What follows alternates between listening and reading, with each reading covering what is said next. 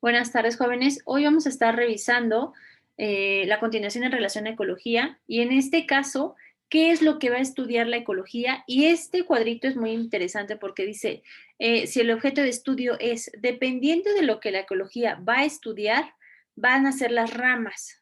Bien. Por ejemplo, en este caso, si el objeto del estudio va a ser el individuo, o sea, nosotros, uno solo, la rama es la autoecología. Este estudia la interacción del individuo con el medio ambiente, determina adaptaciones morfológicas y conductuales en relación a la población. Si el objeto de estudio de la ecología va a ser la población, la rama va a ser ecología de poblaciones. Este estudia interacciones poblacionales ambientales, que es lo que determina distribución y abundancia de las poblaciones. Si el objeto de estudio de ecología es la comunidad, la rama es la cinecología, estudia la interacción de comunidad y ambiente. Esta va a determinar la estructura, composición y funcionamiento de una comunidad. Si el objeto de estudio de ecología es el ecosistema, la rama va a ser ecología de ecosistemas y esta va a analizar la interacción componentes bióticos y abióticos del ambiente. No sé si recuerdan que en el video de la clase pasada justamente nos mencionaban estos elementos, los componentes bióticos y abióticos. En este caso nosotros vamos a estar estudiando un poquito más esto, que son los elementos que a nosotros nos interesan en relación al ecosistema. Bien, factores abióticos, ¿los puedes leer, por favor, Edgar, el primer párrafo? Las condiciones físicas y químicas particulares del lugar donde habita un organismo, mosquitos, hormigas, renacuajos, aves, arañas u otros que fueron observados en los ecosistemas de la actividad anterior, se denominaron factores abióticos. A grandes rasgos se les clasifica en dos grupos principales, los climatológicos y los endafológicos, entre los que se destacan por tener un mayor impacto en el desarrollo de un organismo tenemos temperatura, humedad, luz solar, suelo, salinidad y pH. Estos factores pueden llegar a caracterizar diferentes tipos de ambientes y a determinar el tipo de organismo que puede sobrevivir en dichos ambientes. Bien, exactamente. Muchas gracias por la lectura. Aquí nos está diciendo en relación a, para que entendamos, perdón, lo que son los factores abióticos. Ahora, recuerden, jóvenes, ir tomando notas en relación a todos los elementos que estamos estudiando de ecología. Esto para que tengan sus apuntes en orden. Y bueno, también recuerden, si no les da tiempo para poder copiar o hacer ciertas notas, pueden ver el video en el canal de YouTube. Ok, factores abióticos climatológicos. Aquí es lo que vamos a hablar en relación al clima. Luz solar. Alexandra, ¿puedes leer ese párrafo, por favor?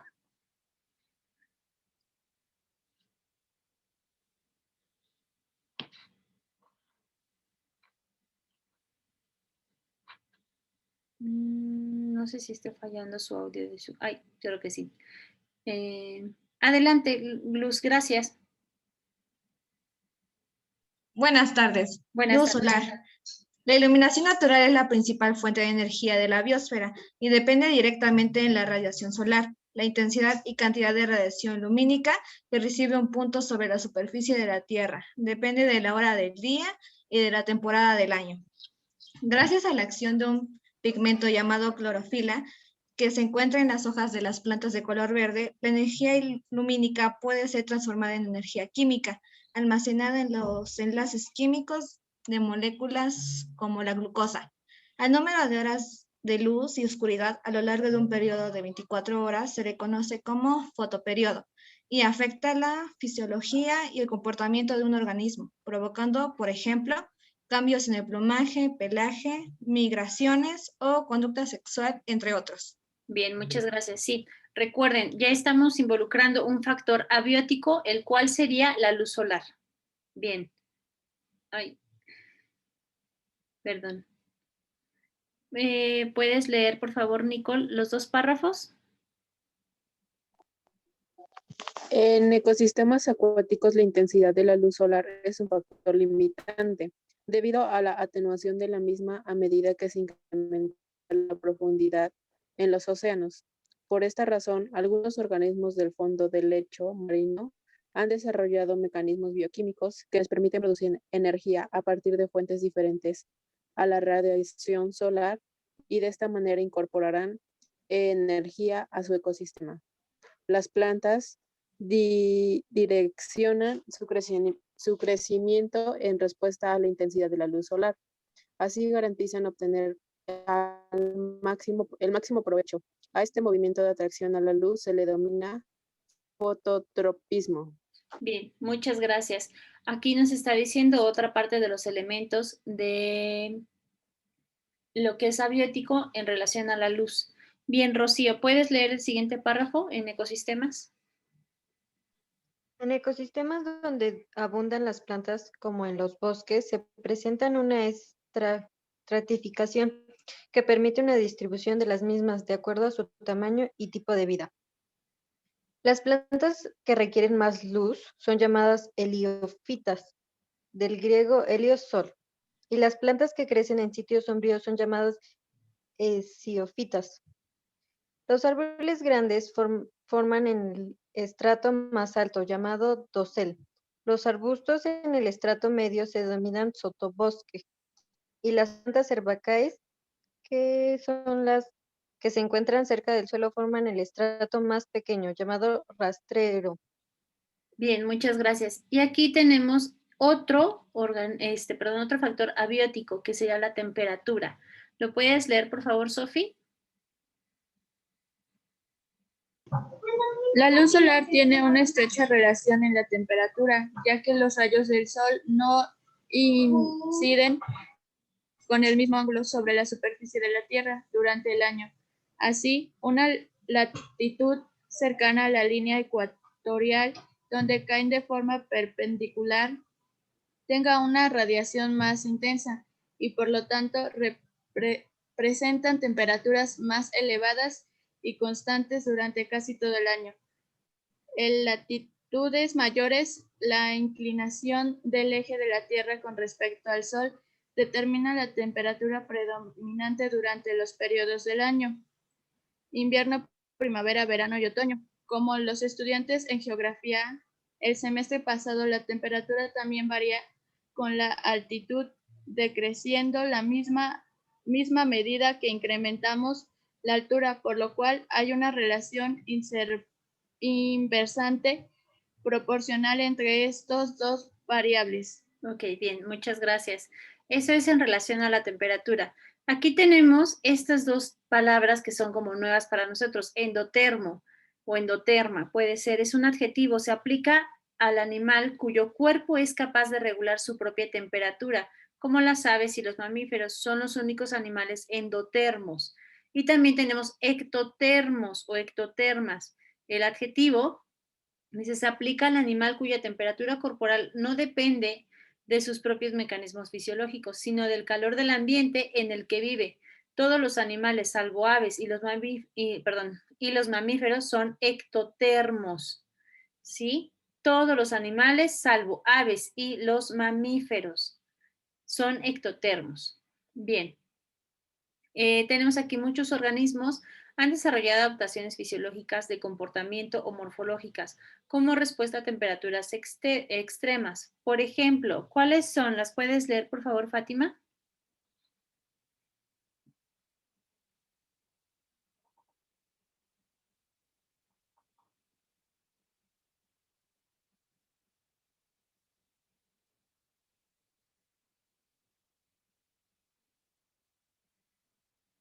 Ok, creo que también falla su audio. Edwin, ¿las puedes leer, por favor? Sí, ¿qué parte, perdón? Aquí, las semillas. Sí, las semillas de algunas plantas germinan en primavera o verano y no en otoño o invierno. Vernalización. Continúa, por favor. Los estomas de las hojas de las plantas se cierran en respuesta al calor, así cuando la intensidad de luz solar es máxima, se acumula el CO2 y las hojas se deshidratan debido a que hay una mayor transpiración, la respuesta inmediata es cerrar los estomas para prevenir la pérdida de agua y acumulación de dióxido de carbono en ecosistemas desérticos en donde la diferencia de temperatura diurna y nocturna es muy amplia. Los cactus florecen de noche y son polinizados por insectos nocturnos. Algunos animales, como los osos polares, de manera instintiva, incrementan el tejido adiposo durante varias semanas antes de iniciar la época de invernación y estar así preparados para pasar el invierno. Así es. Bien, estos son algunos ejemplos que están relacionados a su adaptación con lo que es el medio ambiente y las temperaturas de este medio ambiente. Y tenemos otros dos factores abióticos, el cual es la humedad y el viento. Bien, el de humedad, ¿lo puedes leer, por favor, Paul?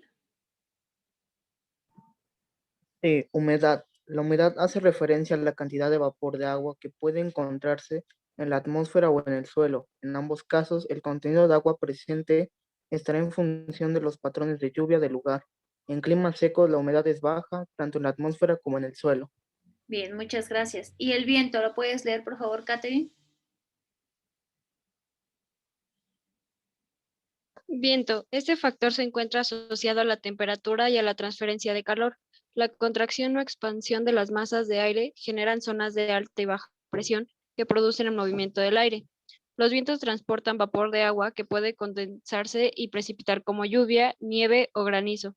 El viento es un vector de polinización que permite la dispersión del polen y de semillas de muchas plantas. Bien, muchas gracias. Ok, a ver, díganme, ¿cuáles son los factores abióticos que mencionamos?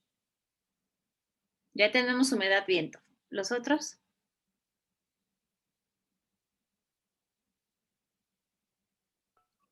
Era luz, Luz, ¿qué otro era? temperatura, Temperatura, ¿y el otro?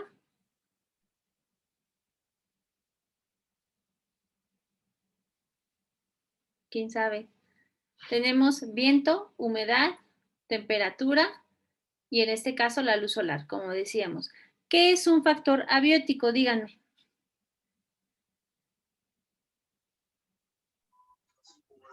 creo que son las especies que lo rodean, ¿Son las especies que qué, perdón? con las que convive. A ver, ¿alguien más?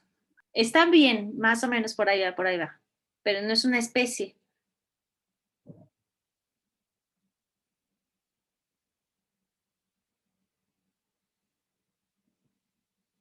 ¿Alguien más que me diga?